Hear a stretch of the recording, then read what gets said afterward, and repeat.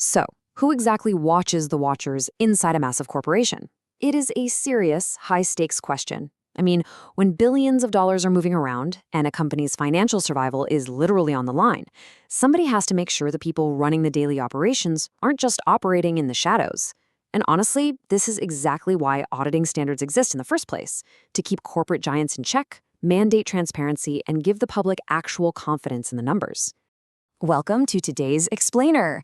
We are going to be decoding a total cornerstone of the auditing profession, SA 260.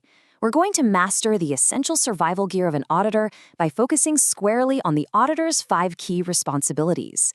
So whether you're a seasoned pro just brushing up or a focused learner trying to wrap your head around corporate governance, consider this standard your ultimate rulebook. All right, let's just dive right in. Here's our roadmap for today.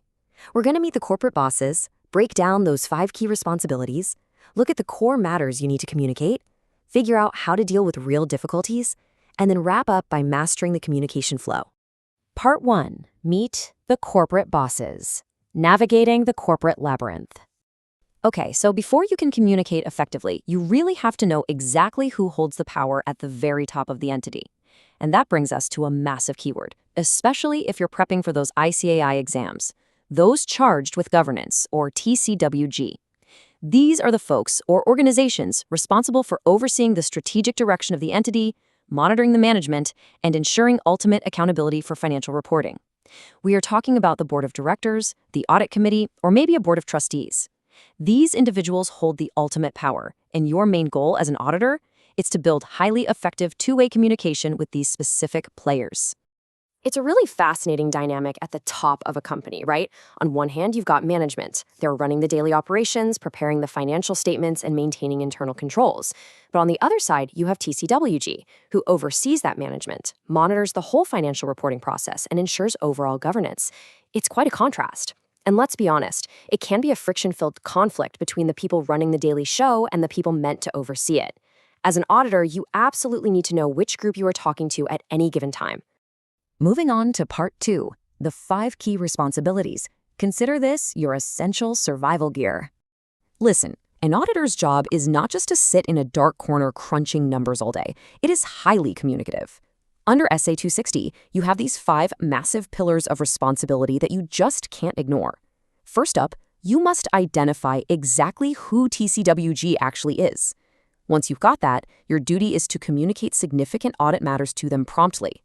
All throughout this process, you have to strictly maintain and state your independence while actively promoting a real two-way dialogue.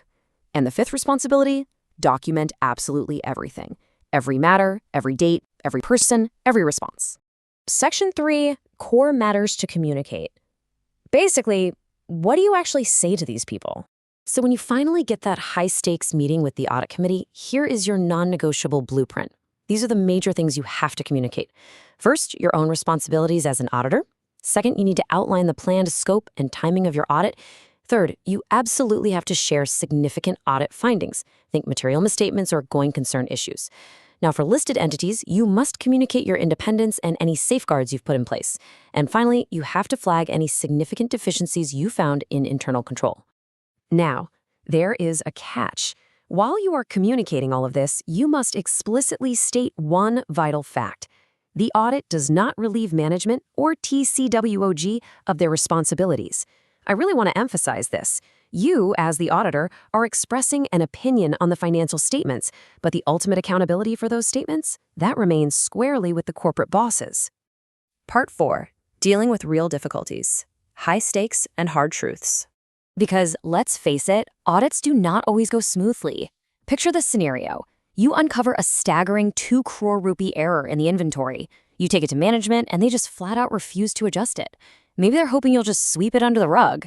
But 2 crore rupees is definitely not a rounding error. And this is exactly why you escalate to TCWG.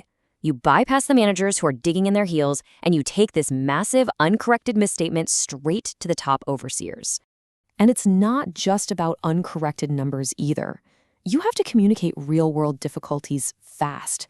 If you find incredibly weak controls over cash receipts or a massive litigation matter hanging over the company, you report it. If management is dragging their feet, refusing to cooperate, or actively imposing restrictions on your audit, the auditor has a duty to bring those issues to light immediately. So what happens if you report these massive issues and TCWG just ignores you? Well, the consequences are pretty severe. You can't just shrug it off and say, oh well. As the auditor, you must evaluate the effect on the entire audit. You have to step back and consider whether you can even obtain sufficient audit evidence anymore. You might actually need to modify your audit procedures. And ultimately, you must evaluate the massive impact this is going to have on your final auditor's report.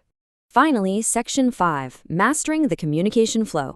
Timing, tactics, and some handy memory hacks. To avoid that total disaster scenario we just talked about, you have to systematically execute your duties. Think of this as a journey. You don't just jump in and start auditing. You begin at audit planning and immediately identify TCWG. Only then do you communicate the scope of your audit. As you actually perform the audit, you funnel significant findings back to them so you can resolve issues in real time. And only at the very end of this entire communication flow do you issue the auditor's report. Seeing it like this, those 5 key responsibilities turn a chaotic checklist into a smooth, logical journey. And along that journey, your format matters a lot. Written communication is heavily preferred for the big stuff. If you are dealing with major red flags, you want a management letter, an audit committee report, or formal written documentation. No question about it. Oral communication, though, that's fine for routine matters you can just chat about during regular audit committee meetings. But keep in mind, even if it's oral, you still have to document that the conversation actually happened. Okay, here's a brilliant little cheat code for you, especially if you're prepping for exams. Just remember the govern trick. This mnemonic perfectly anchors SA 260 right in your brain. G stands for governance, communicate with TCWG. O is for outline the scope and timing. V is for vital audit findings. E stands for ethics and independence. R means report internal control deficiencies. And N reminds you to nurture two-way communication. Memorize govern, and you've basically just memorized the entire standard. So if we tie this whole thing together for a quick final revision, everything we've covered distills down into this one neat little framework. The objective, effective communication with TCWG. The matters, your responsibilities, scope, findings, deficiencies, and independence. The format, timely written or oral. And the documentation rule, always record the matters, the dates, the persons involved, and the exact responses you received. It's all right there. We've covered a ton of ground today, navigating the complex but absolutely essential rules of SA 260 and those 5 key responsibilities.